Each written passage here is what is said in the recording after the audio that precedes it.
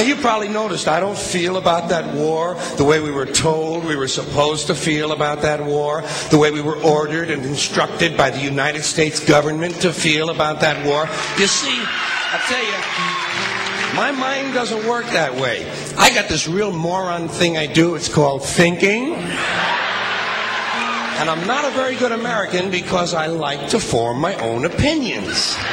I don't just roll over when I'm told to. Sad to say, most Americans just roll over on command. Not me.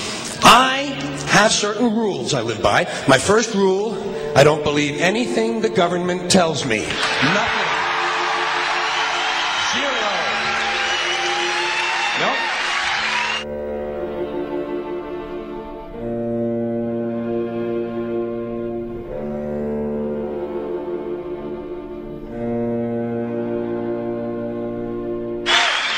And I don't take very seriously the media or the press in this country, who in the case of the Persian Gulf War were nothing more than unpaid employees of the Department of Defense, and who most of the time function as kind of an unofficial public relations agency for the United States government. So I don't listen to them. I don't really believe in my country. And I got to tell you, folks, I don't get all choked up about yellow ribbons and American flags. Now, to balance the scale, I'd like to talk about some things that bring us together. Things that point out our similarities instead of our differences. Because that's all you ever hear about in this country is our differences. That's all the media and the politicians are ever talking about, the things that separate us, things that make us different from one another. That's the way the ruling class operates in any society. They try to divide the rest of the people. They keep the lower and the middle classes fighting with each other so that they, the rich, can run off with all the fucking money. Fairly simple thing, happens to work. You know, anything different, that's what they're going to talk about. Race, religion, ethnic and national background, jobs, income, education, social status, sexuality, anything you can do, keep us fighting with each other so that they can keep going to the bank. You know how I describe the economic and social classes in this country? The upper class keeps all of the money, pays none of the taxes. The middle class pays all of the taxes, does all of the work. The poor are there just to scare the shit out of the middle class. Keep them showing up at those jobs.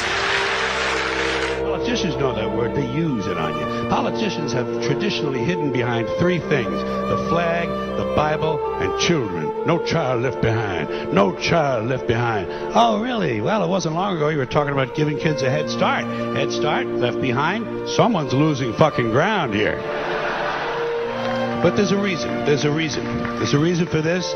There's a reason education sucks, and it's the same reason that it will never, ever, ever be fixed. It's never going to get any better.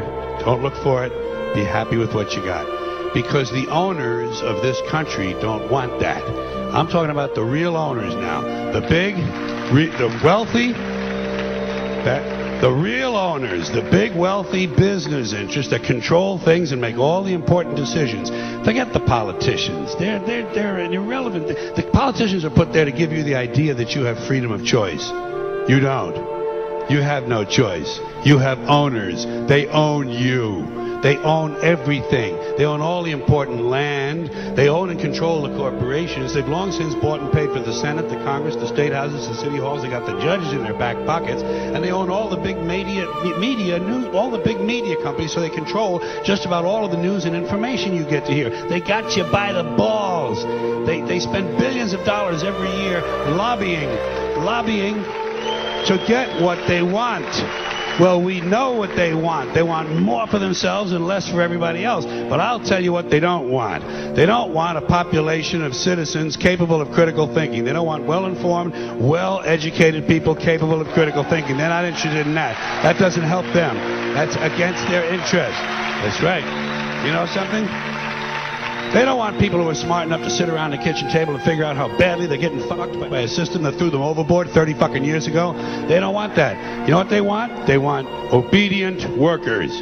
Obedient workers, people who are just smart enough to run the machines and do the paperwork, and just dumb enough to passively accept all these increasingly shittier jobs with the lower pay, the longer hours, the reduced benefits, the end of overtime, and the vanishing pension that disappears the minute you go to collect it. And now they're coming for your Social Security money. They want your fucking retirement money. They want it back so they can give it to their criminal friends on Wall Street. And you know something? They'll get it. They'll get it all from you sooner or later, because they own this fucking place. It's a big club, and you ain't in it. You and I are not in the big club.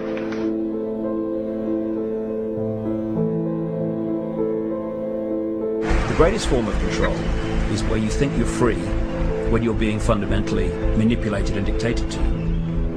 One form of dictatorship is being in a prison cell and you can see the bars and touch them. The other one is sitting in a prison cell but you can't see the bar, you think you're free. What the human race is suffering from is mass hypnosis. We are being hypnotized by people like this.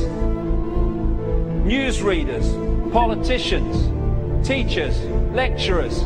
We are in a country and in a world that is being run by unbelievably sick people. The chasm between what we're told is going on and what is really going on is absolutely enormous. The greatest hypnotist on planet Earth is a oblong box in the corner of the room. It is constantly telling us what to believe is real. Historically, the control and manipulation of political opinion has been the Freemasons' main weapon in gaining control of countries and states. Once in control of the rulers and politicians of a country, laws and political structures could be changed in accordance with their agenda.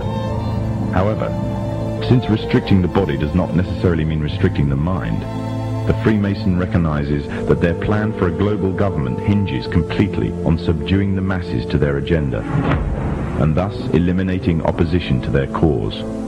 And the greatest threat to their plan, posing more danger than any army or law, is the threat of a free-thinking mind. In order to eliminate this threat and to achieve their objective, the Masons have set about the boldest plan ever devised: the complete control of every aspect of human life, your life. And the weapons they are using against you are in your very homes, entertaining you and your children, and gradually indoctrinating you without you even realizing.